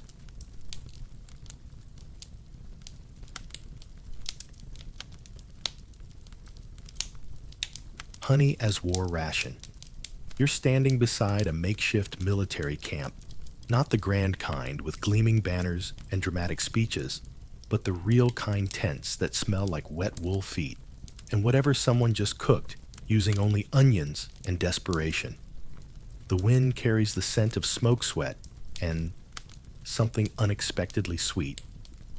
You follow your nose past the quartermaster's cart, the grumbling archers, and a bored-looking goat until you see it. A barrel, not of ale, not of salt pork. Honey. Tonight's historical fact marches in sticky boots. Honey was used as a field ration and medical supply in medieval warfare, prized for its high energy content, long shelf life, and ability to keep wounds from festering. In the chaos of a siege or campaign, honey wasn't a luxury, it was survival. You kneel beside the barrel and crack it open. The surface glistens in the dim light, thick and golden, like the sun in a jar. A nearby soldier mutters, "Don't eat it too fast. That's supposed to last us till the river crossing." It won't. In military records from the 11th to 14th centuries, especially among Crusader armies and Eastern European campaigns, honey is listed alongside hardtack, dried meat vinegar, and beans. It was compact, non-perishable, and more importantly, it delivered instant energy. Marching 20 miles in chainmail. Here have a spoonful of hope. In one record, from a Norman garrison, soldiers were issued 2 spoonfuls of honey at dawn and dusk, reserved only for those on active patrol. Others had to trade for it often, with boots favors, or on one occasion, a small loot. You walk along the edge of camp, where the medicus, a man with a collection of stains and a suspiciously sticky pouch, is treating a soldier's gash. He gently presses a cloth soaked in honey onto the wound, muttering something about divine antiseptic. He's not wrong. Tonight's unexpected truth: honey has natural antibacterial properties, thanks to its low water content and the presence of hydrogen peroxide. Long before anyone discovered microbes, medieval healers knew wounds treated with honey were less likely to rot, fester, or or become home to something unfortunate with legs. It was used in salves, on burns and poultices, and occasionally just eaten with a spoon when things felt bleak. One Crusader letter from 1189 describes a soldier recovering from an infected arrow wound through the grace of the Lord and a jar of Rhodian honey. Make of that what you will. But honey wasn't just medicine, it was morale, sweetness in a world that rarely offered any. One commander during the siege of Toulouse offered his men a honey reward for every 3 days without retreat. The record doesn't say if it worked, but the honey was gone before the week was up. And then there's the strange case of the honey mule, yes, a mule trained to carry jars of honey through rough terrain, specially bred for steadiness and stubbornness. One was even knighted by a drunk noble. It did not return the favor. Tonight's quirky note: some siege camps would designate a honey ration officer, usually a scribe or cook, who guarded the supply like it was gold. Theft of honey was considered a serious offense on par with weapon sabotage.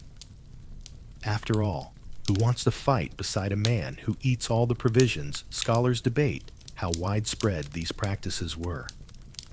Some argue that honey was reserved for high-ranking officers and medics, while others point to distributed rations in Crusader records, suggesting a broader reach.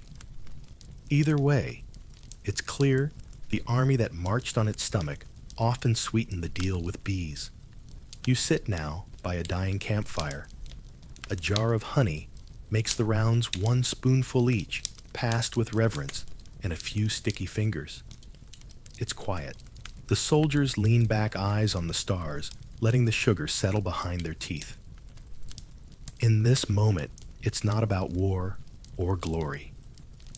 It's about having one good thing in your mouth before facing whatever tomorrow brings. 3 syrupy soldier jokes before lights out want to raise morale in medieval warfare. Just add honey, no speeches required. They say victory is sweet, but losing with honey still beats winning with hardtack. And remember, if your armor's heavy and the soup's cold, at least the bees came through.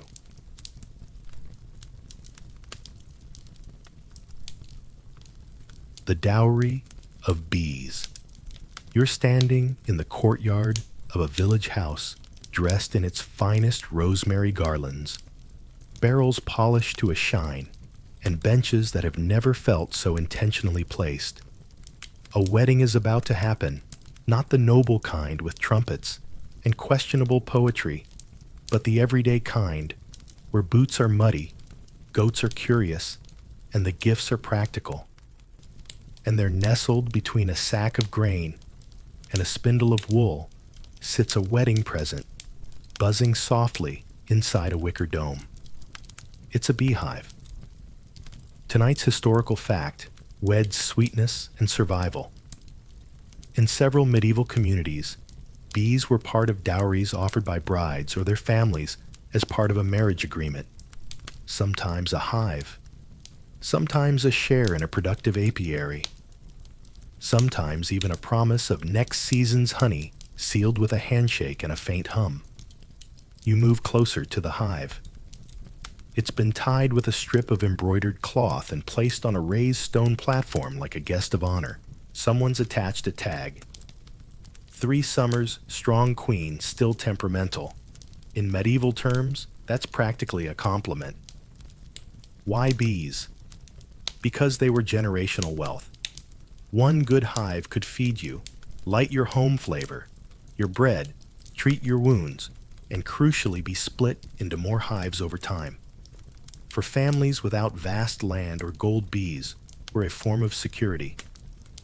Offering them in marriage wasn't just symbolic, it was smart. You peek into the hall where the scribe is recording the match.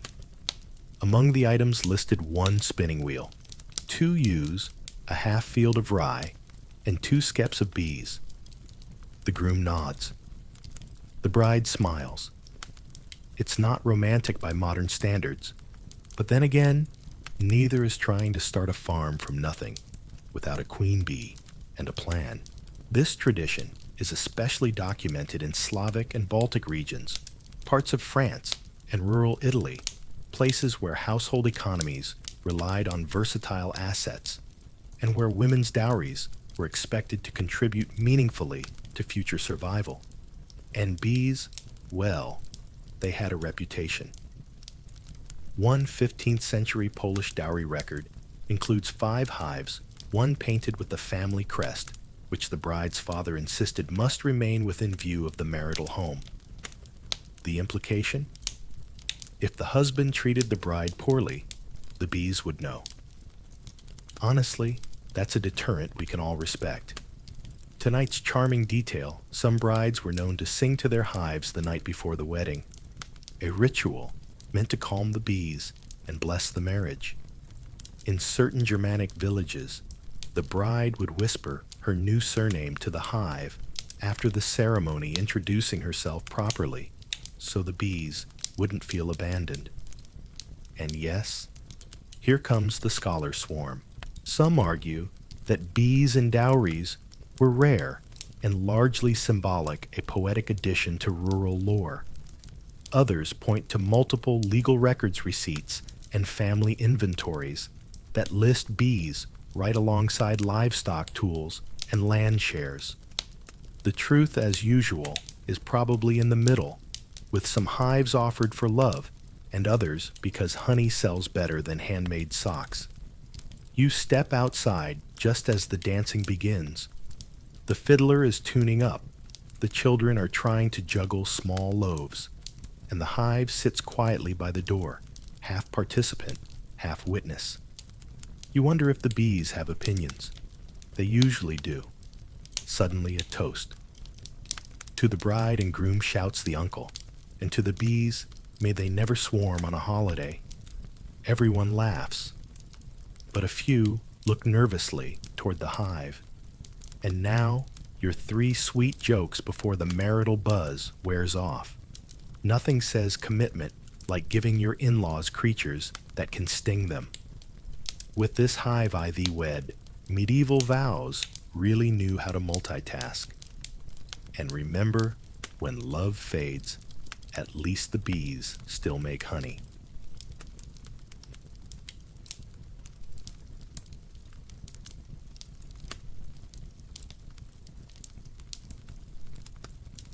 The dowry of bees.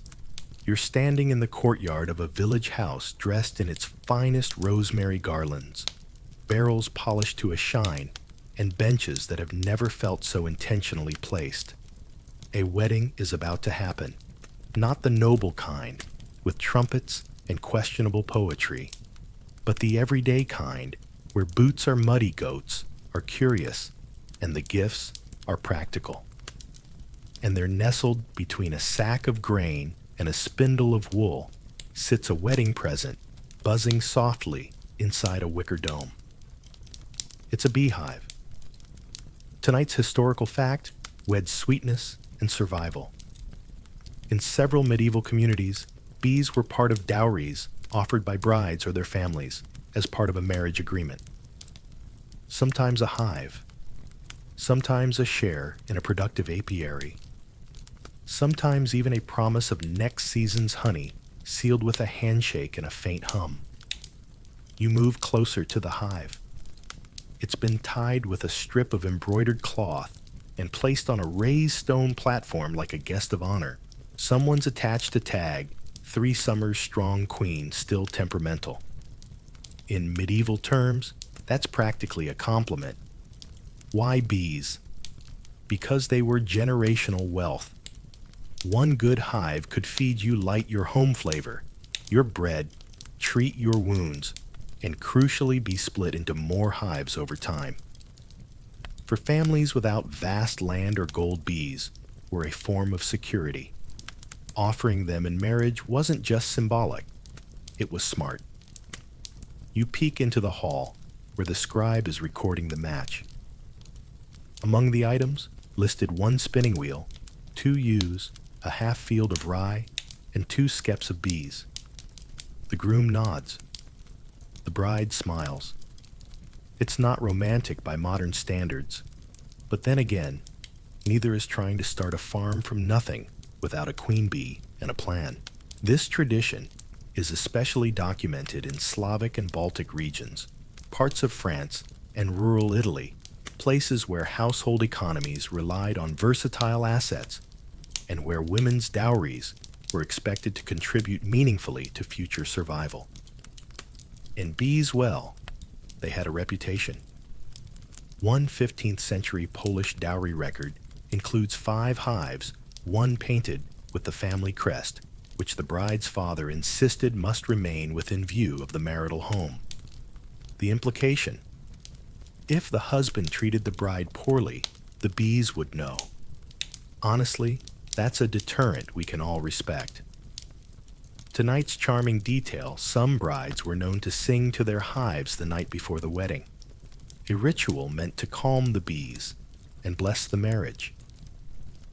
In certain Germanic villages, the bride would whisper her new surname to the hive after the ceremony, introducing herself properly, so the bees wouldn't feel abandoned.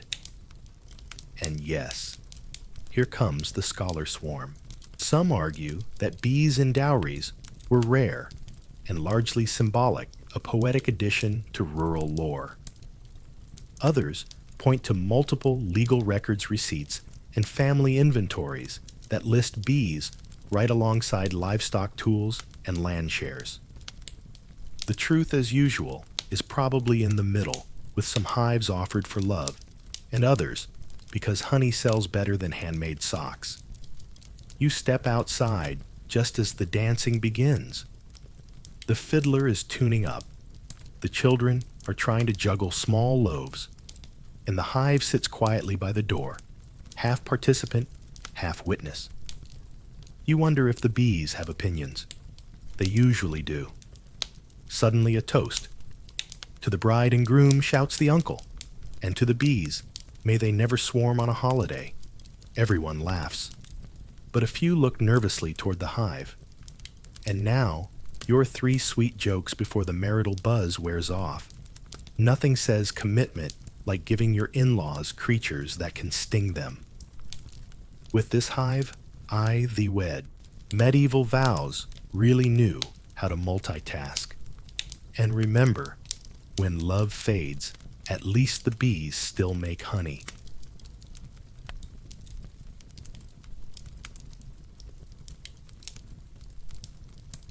The dowry of bees.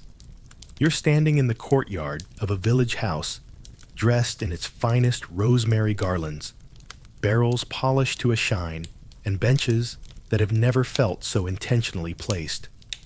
A wedding is about to happen, not the noble kind, with trumpets and questionable poetry, but the everyday kind, where boots are muddy, goats are curious, and the gifts are practical. And they're nestled between a sack of grain and a spindle of wool sits a wedding present, buzzing softly inside a wicker dome. It's a beehive. Tonight's historical fact weds sweetness and survival.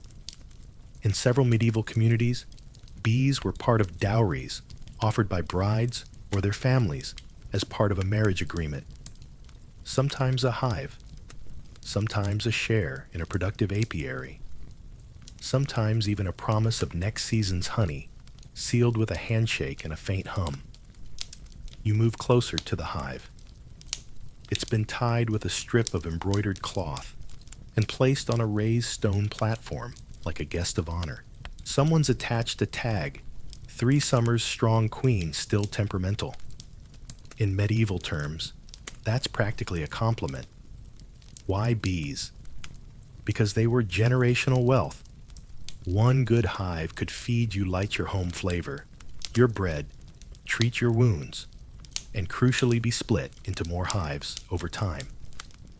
For families without vast land or gold, bees were a form of security. Offering them in marriage wasn't just symbolic, it was smart. You peek into the hall where the scribe is recording the match. Among the items listed 1 spinning wheel, 2 ewes, a half field of rye, and 2 skeps of bees. The groom nods. The bride smiles. It's not romantic by modern standards, but then again, neither is trying to start a farm from nothing without a queen bee and a plan. This tradition is especially documented in Slavic and Baltic regions, parts of France and rural Italy, places where household economies relied on versatile assets and where women's dowries were expected to contribute meaningfully to future survival. And bees, well, they had a reputation. One 15th century Polish dowry record includes 5 hives, one painted with the family crest, which the bride's father insisted must remain within view of the marital home. The implication: if the husband treated the bride poorly, the bees would know. Honestly, that's a deterrent we can all respect. Tonight's charming detail: some brides were known to sing to their hives the night before the wedding, a ritual meant to calm the bees and bless the marriage. In certain Germanic villages, the bride would whisper her new surname to the hive after the ceremony, introducing herself properly so the bees wouldn't feel abandoned. And yes, here comes the scholar swarm. Some argue that bees and dowries were rare and largely symbolic, a poetic addition to rural lore. Others point to multiple legal records receipts and family inventories that list bees right alongside livestock tools and land shares. The truth, as usual, is probably in the middle, with some hives offered for love and others because honey sells better than handmade socks. You step outside just as the dancing begins. The fiddler is tuning up, the children are trying to juggle small loaves, and the hive sits quietly by the door, half participant, half witness. You wonder if the bees have opinions. They usually do. Suddenly, a toast. To the bride and groom, shouts the uncle, and to the bees, may they never swarm on a holiday. Everyone laughs, but a few look nervously toward the hive. And now, your 3 sweet jokes before the marital buzz wears off. Nothing says commitment like giving your in-laws creatures that can sting them. With this hive, I thee wed. Medieval vows really knew how to multitask. And remember, when love fades, at least the bees still make honey.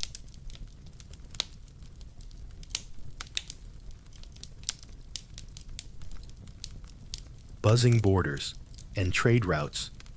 You're walking along a dusty medieval road, the kind where your boots collect half the landscape by midday. To one side, hedges, to the other, open fields. Up ahead, a wagon creaking under the weight of clay jars, linen-wrapped bundles, and a low hum. That's not the wheel. That's the cargo.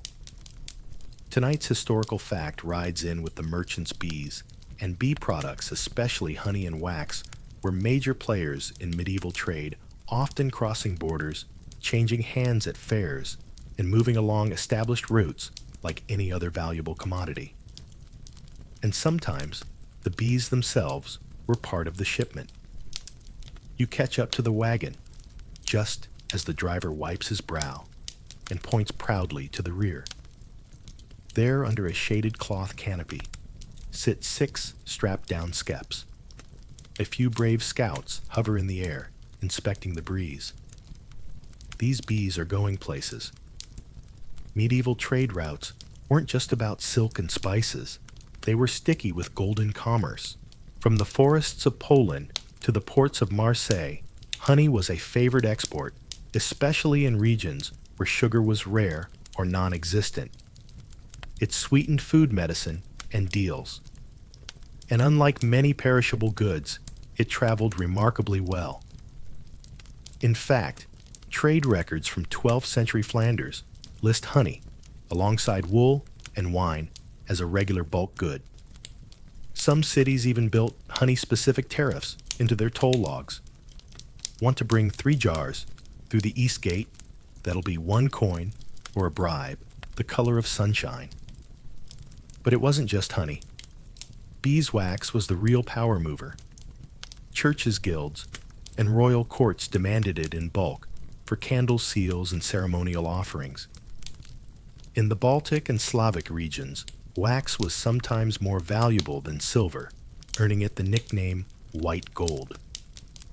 It was measured by weight, purity, and even smell. Merchants often branded their wax with symbols, pressing family crests or saints' faces into the soft surface to prove origin and sanctity. And yes, bees themselves were traded. Carefully. If your estate had good genetics, gentle temperament, high-yield queen loyalty, you could sell a whole colony to a neighboring manor or monastery. Instructions for transport often read, like military operations, travel at dawn, shade the hive, offer mint every hour. There were bee couriers, men trained to carry hives by sled cart or rarely horseback, using smoke and calming herbs to keep the buzzing dignitaries in line. Tonight's quirky detail, some bee traders wore padded gloves made of leather and moss stitched by local hedge witches or wives who knew better than to trust bare fingers. One English merchant even had a bee cloak, a waxed linen shroud he wore while delivering queens across county lines. He was stung 37 times in one day. He called it a professional risk. You now find yourself at a small fairground outside a toll gate. Merchants are gathered under canopies, each hawking something useful or delicious. A wax seller from the Black Forest boasts of prayer-grade beeswax, while a bearded man from the north displays a carved box labeled Royal Honey of the Summer Solstice. The crowd is skeptical. The price is not. A scribe takes notes nearby, listing weights, buyers, and suspiciously high claims. You catch a glimpse, 15 jars of Highland honey. Outbound to Milan, 6 hives promised to Abbey of St. Blaise. Arrival by next full moon. There's a trade network here, quiet humming, older than most road markers. And at its center, wings. Scholars argue about just how large these bee-based trade routes were. Some claim they stayed regional, tied to Abbey's fairs and seasonal markets. Others suggest they stretched surprisingly far, connecting kingdoms through a soft web of sweetness and light. What's clear, bees built more than hives, they helped build economies. You wander past a map scrawled on a market wall, its roads traced in red ink. Small symbols dot the path. Barrels bred little suns, and yes, a bee. That route, you're told, is known as the gold line, not for coin, for honey. 3 global trade jokes to buzz into sleep with medieval shipping delays. Blame the bees, they stop at every flower. The most trusted delivery service, Buzz Express, guaranteed to sting late. And remember, in a world without Amazon, honey still arrived, wrapped in wax and faith.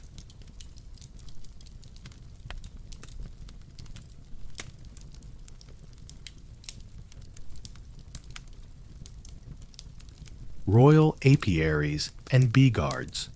You're standing at the edge of a royal garden, not the kind where peasants sneak a turnip or two, but the kind with hedges trimmed like chess pieces and flowers chosen more for symbolism than pollination.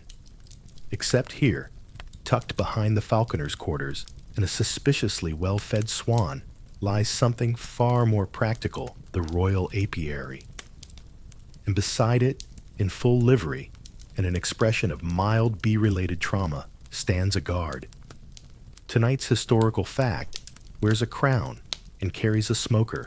Many royal courts maintained apiaries, often carefully managed and sometimes guarded with bees, considered a strategic resource for both prestige and practical use. From France to Hungary, the Holy Roman Empire, to Aragon, royal bees were serious business. You inch closer.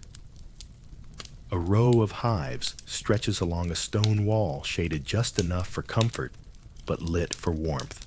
They're marked not with peasant initials or guild sigils, but with carved emblems, fleur-de-lis, lions rampant, a crowned comb.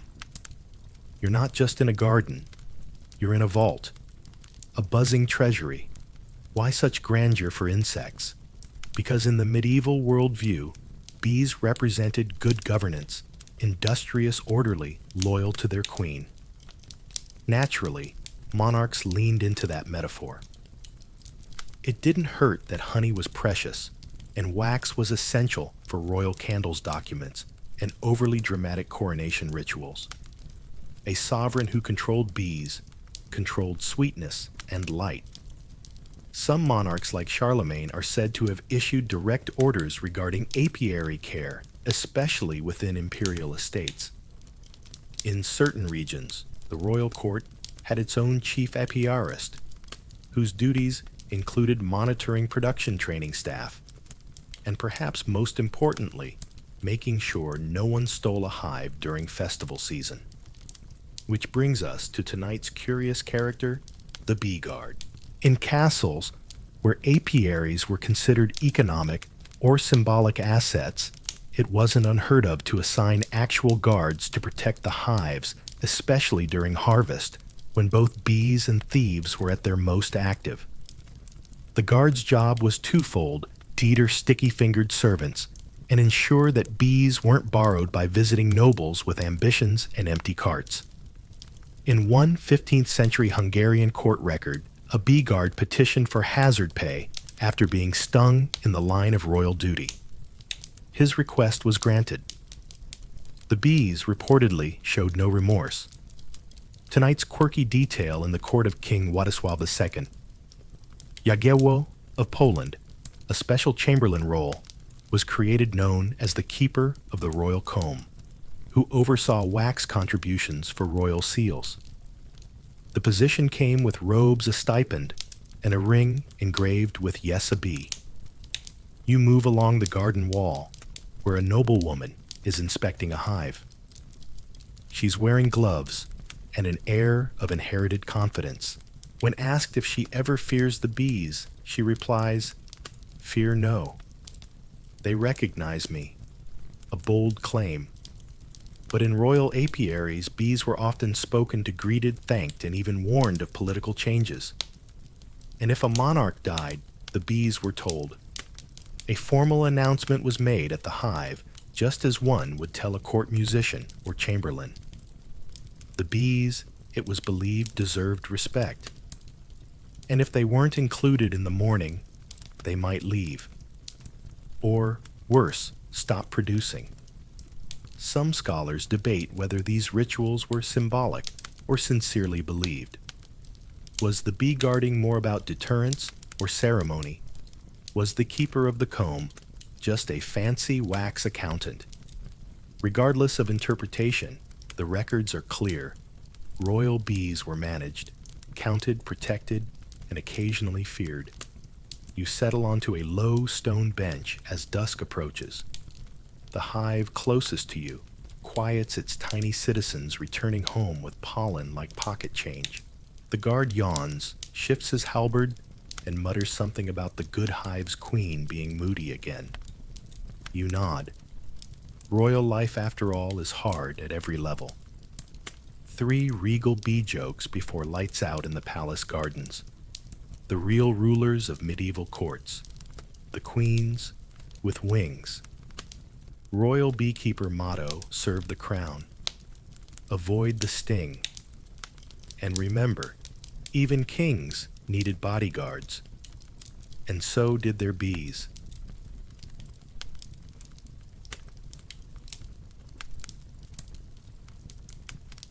The sticky church dispute. You're standing in the middle of a field that is entirely too peaceful for the drama it has witnessed. The sun is shining. The grass is dotted with dandelions. Birds are chirping in the hedgerow. And yet, this is the site of one of the stickiest, most passive-aggressive disputes in local memory. The peasants call it the Great Buzzing Incident. The priests call it Property Clarification, Apicultural Edition. Tonight's historical fact reads like a courtroom drama with bees for witnesses. In several medieval communities, legal disputes arose between churches and lay people over the ownership and location of beehives, especially when the hives were on or too near church land. You squint at a plot boundary marked by a lopsided wooden post and a faded carving of a cross. To the left, a stone chapel. To the right, a skep. Right in the middle, a question that ruined at least 3 dinner parties and 1 confirmation ceremony. Who owns the bees? In this particular story, recorded in a 14th century manorial roll from Norfolk, a tenant named Elric kept several hives near the chapel garden wall. The church, noticing the bees' industrious devotion and suspicious proximity to consecrated herbs, claimed the bees had converted and were now under divine jurisdiction. Elric disagreed. He claimed the bees were loyal, baptized in dew, and had never once stung a nun without cause. The local priest disagreed harder.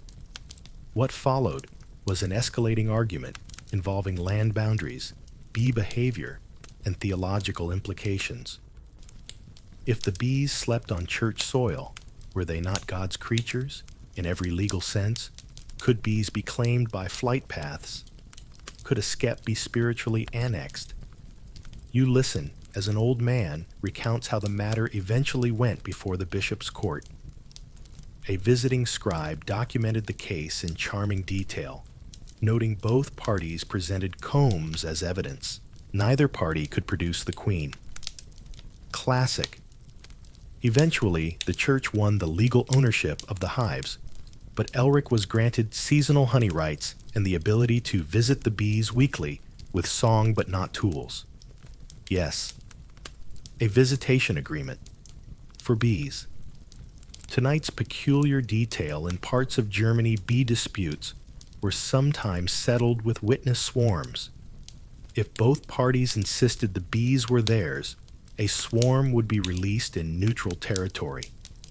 Whichever person the bees returned to, or whose voice they followed, was declared the rightful owner. That's courtroom suspense with wings. Some of these legal debates were surprisingly sophisticated. Charters from monastic estates sometimes included precise bee boundaries, measured not in feet, but in foraging distance, estimating how far bees were likely to range. One Benedictine abbot even drew diagrams of pollen zones, like a medieval zoning commission for insects. And then there's the scholarly debate. Some historians argue these disputes weren't about bees at all. They were about land boundaries and power. The bees were just a convenient excuse to assert dominance over disputed edges. Others claim bees really were valuable enough to spark genuine legal action, especially when honey profits helped support poor parishes or particularly ambitious priors. Either way, the paper trail is clear bees got people into trouble. You walk past the edge of the chapel garden, where the current priest tends a modest apiary in quiet concentration. No drama these days. The hives are shared, the honey divided, the peace maintained. But he still mutters to the bees each morning, just in case. You pause by one of the older hives, its base marked with a tiny symbol, a cross and a plow carved together. A reminder that land and spirit didn't always separate cleanly, and that sometimes a field of clover could bring a whole village to theological blows. 3 peaceful bee jokes before the next ecclesiastical hearing. When it comes to property lines, bees are excellent fence sitters. If you want to test faith and patience, try arguing bee custody with a priest. And remember, blessed are the peacemakers, especially when they come with honey.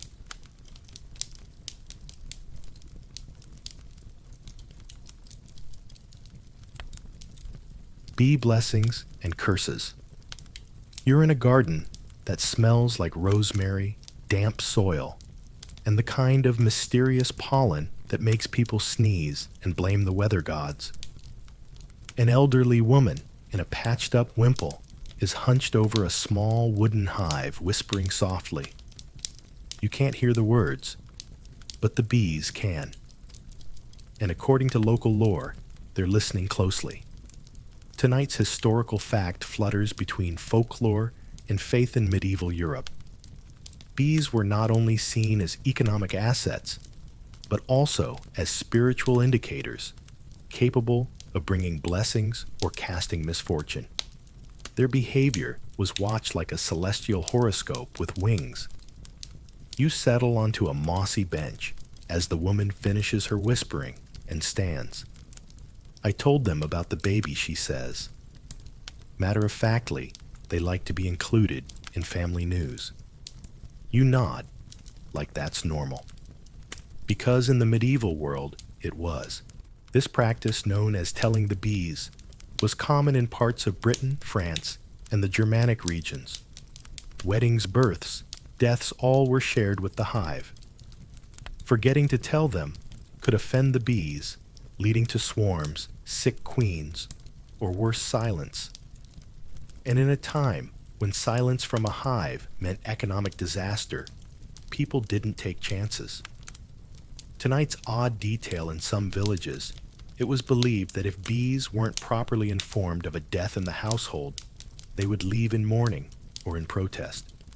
Hives would be draped in black cloth, much like human mourners, and the bees addressed formally.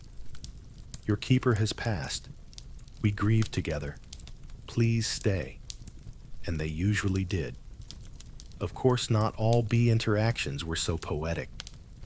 In parts of Eastern Europe, bees were thought to sense evil, refusing to produce honey in homes plagued by misfortune or scandal.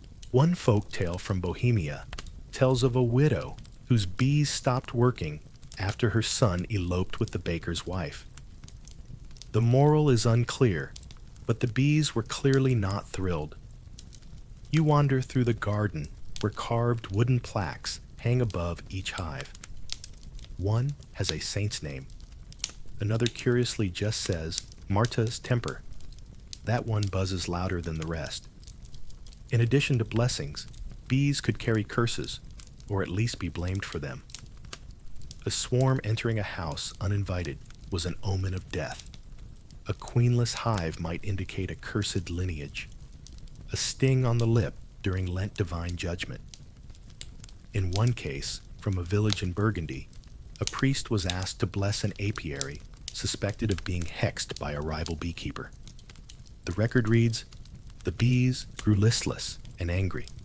No honey, only stings." Prayer and rosemary smoke restored order. Whether it worked or not, the villagers believed it, and belief in the Middle Ages was as binding as law. Some hives were said to prefer truth. If a lie was told near them, they would buzz angrily or refuse to forage. There's a tale of a young man who confessed to theft not in court, but in front of the hives, because they stopped producing after he lied to his father. Medieval bee guilt, a powerful force. And here comes the scholarly swarm. Historians debate whether these beliefs were superstition or symbolic storytelling ways for rural communities to interpret nature through a human lens. But even the most skeptical admit the sheer consistency of bee talk across regions suggests a deep cultural reverence. You sit now near a quiet hive tucked beneath a blooming elder tree. A small piece of parchment hangs from its side with a handwritten note, "Good health to the baby born last moon." The bees are informed. The hive hums gently, no protest, no curse, just approval. 3 whispered jokes before the bees overhear us. If your bees stop working, maybe check your soul or your neighbors. A medieval breakup was just you and your bees choosing not to forgive. And remember, in those days, If the bees liked you, you were probably doing something right.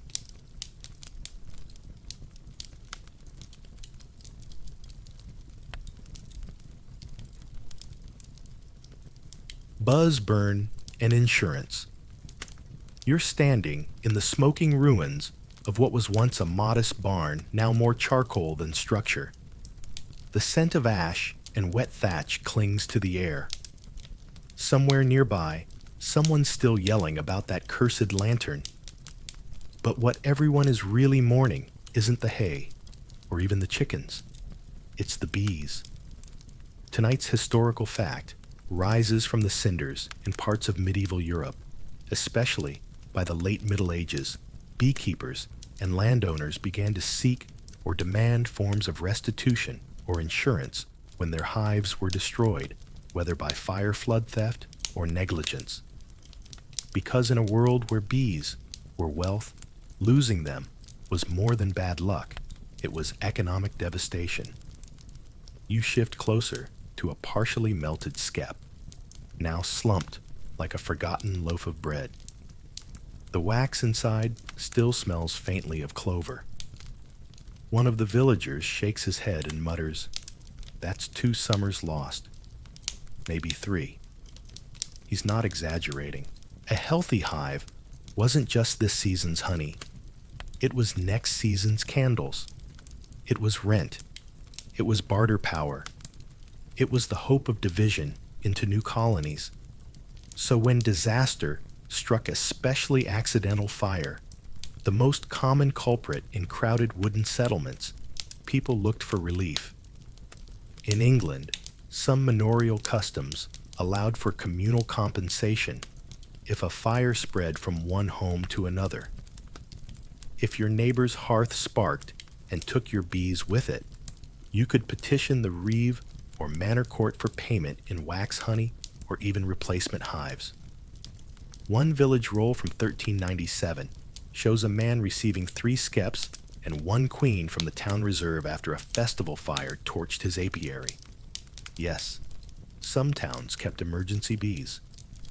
In regions with more developed merchant classes like the Hanseatic cities of Northern Europe, guilds sometimes offered proto-insurance pools where dues-paying beekeepers could be compensated for loss.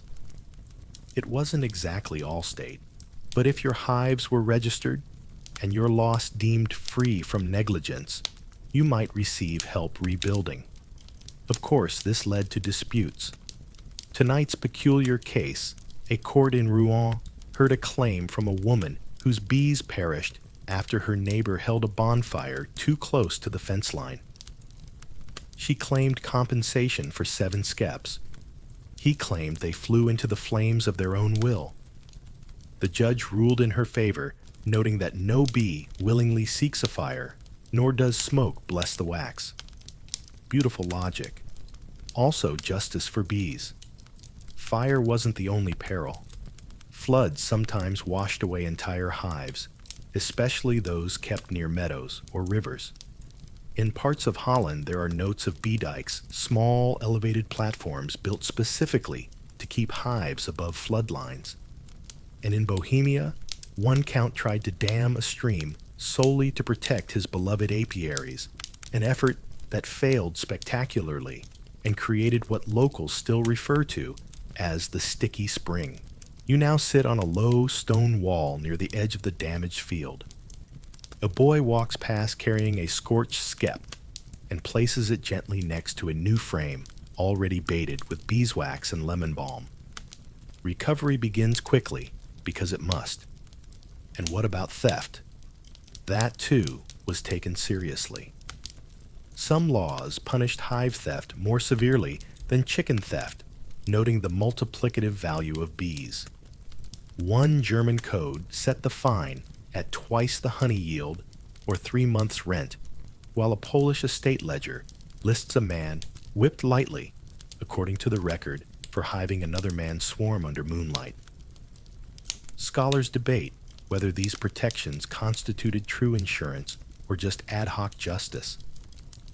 But the trend is clear. By the 14th and 15th centuries, bees were assets worth defending, not just physically, but legally. When a hive burned, people didn't just rebuild. They argued, they petitioned, they sometimes cried, and occasionally they sued the goat. You lean back as evening falls. A replacement hive hums gently beside the scorched earth. The bees, oblivious to paperwork or legal nuance, are already beginning again. 3 rebuilding jokes to help soften the soot. In medieval insurance forms, act of goat was listed more often than act of God. The only thing more dangerous than fire a neighbor with bad kindling habits and no bee sense. And remember, even if the hive is gone, the bees might forgive you, especially if you rebuild with time and patience.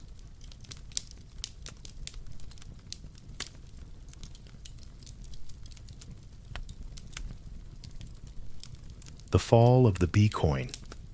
You're in a dimly lit storeroom that smells like dried herbs, damp wool, and something faintly waxy, like the memory of candles long burned out.